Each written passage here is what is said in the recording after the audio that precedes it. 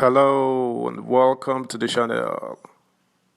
President Bola Ahmed Tinubu, before becoming president on Monday, had thrown his support behind Godswill Akpabio for Senate president. According to reports, the All Progressives Congress APC NWC had, without due consultations, imposed the Akpabio-Jibrin Senate leadership on the party and aggrieved senators who had designed for the coveted job. Information reaching us now is that Tinubu looks set to dump Akpabio for someone else. Talk about the powers of the presidency. Subscribe, like, share, and comment. Thank you. 10th North leadership. APC Tinubu allegedly back out of Akpabio's endorsements.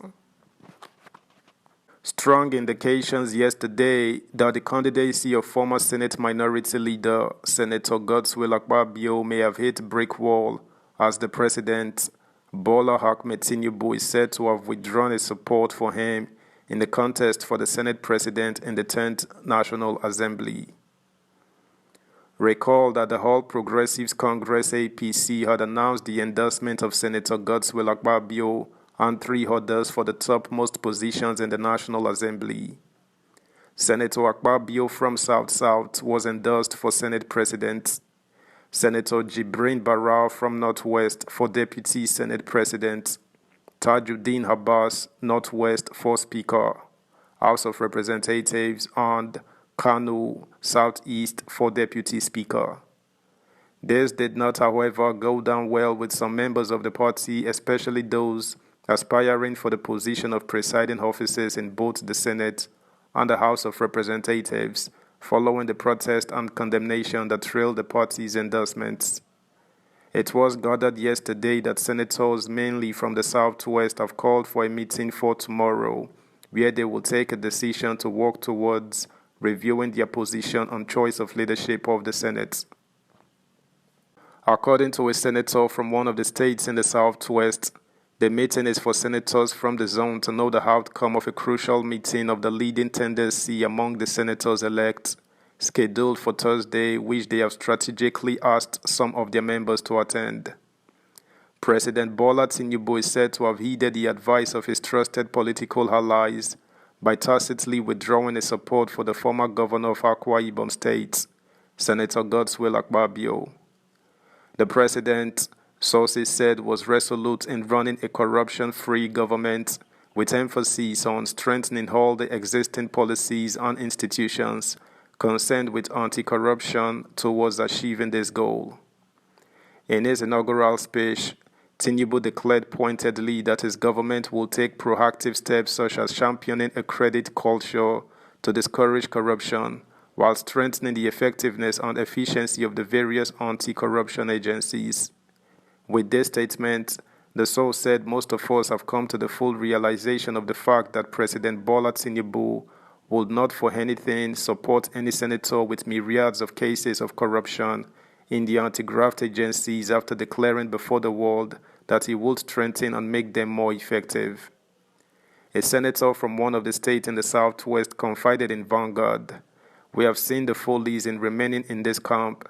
It will not work. We have fixed a meeting for Thursday where we are going to shout our next line of action." However, the Director General for the Akpabio Barau Stability Group, Senator Ali Ndume, APC Borno South, said in his reaction to the development yesterday, "It is not surprising that whenever a politically exposed person is contesting elections, some people will be sponsored to raise issues against him or her. Don't forget that President Bola Tinubu was also severally accused when he was campaigning to be president. We are not actually bothered about what the sponsored groups are saying about Akpabio. The anti-graft agencies know what to do. Why are they teaching them what to do? They are alleging that some corrupt activities took place under his watch at the NDDC, but they did not say he misappropriated funds as governor or as minister. Akpabio was not the accounting officer of the NDDC. He only supervised the Ministry of Niger Delta Affairs. They also accused him of not constituting the board of the NDDC, but that also was not his job. The president of the country is saddled with such responsibility. Meanwhile, the chairman of the Economic and Financial Crimes Commission (EFCC), Abdulrashid Bawar, has reportedly refused to disclose the details of his meeting with President Bola Tinubu. Bawar had been in a closed-door meeting with the president. It was also learned that Bawar arrived at the Aso Rock Presidential Villa, Abuja at about 2 p.m. on Wednesday and headed to the president's office for crucial meeting. The meeting is coming barely 24 hours after Tinubu ordered the Department of State Services (DSS) to vacate the Ikoyi office of the Anti-Graft Commission. Although the purpose of today's meeting at the villa is not yet public, speculations are that it may be connected to the reported fracas between the EFCC and the DSS. However, after the meeting with the president, the EFCC boss, who was reportedly at the meeting alongside the chief executive officer of the Nigerian National Petroleum Company Limited, NNPCL, Mele Kyari, still did not reveal the purpose of their meeting with Tinubu. Bawar, according to Channels TV after the meeting, simply said he went in to brief the president as he walked away, accompanied by the NNPCL boss. Tinubu's meeting with both the EFCC and NNPCL bosses comes after the petroleum company hiked the prices of premium motor spirit petrol on Wednesday.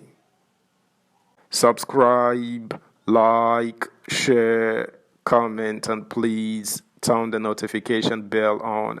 Thank you. Also, the 2023 presidential candidate of the African Action Congress (AAC), Omoyele Sowore, has berated President Bola Tinubu for announcing the removal of fuel subsidy in his inaugural speech on Monday. In a tweet via his verified Twitter handle on Wednesday, the human rights activist said Tinubu announced the removal of fuel subsidy but failed to announce a minimum increment from 30,000 naira to 250,000 naira. Sowore, who opposed the fuel subsidy removal, said those who are supporting the fuel subsidy removal have not been able to pay their way to work following the sudden fuel price hikes, which have led to hikes in transport fares across the country. He wrote, "Workers' minimum wage is 30K per month." At official Harvard just stumbled a few times at his inauguration, and the only thing he could say was fuel subsidy is gone. He didn't say next, minimum wage is now 250K, and now those who claim this is good for Nigeria are stranded at home, unable to pay their way to work. Those who said an increase in the minimum wage would lead to inflation are not saying a 300% increase in fuel price will kill everyone, even the middle class if there exists any. They don't care about you. That's the news, guys. Thanks for listening. Until next time, bye.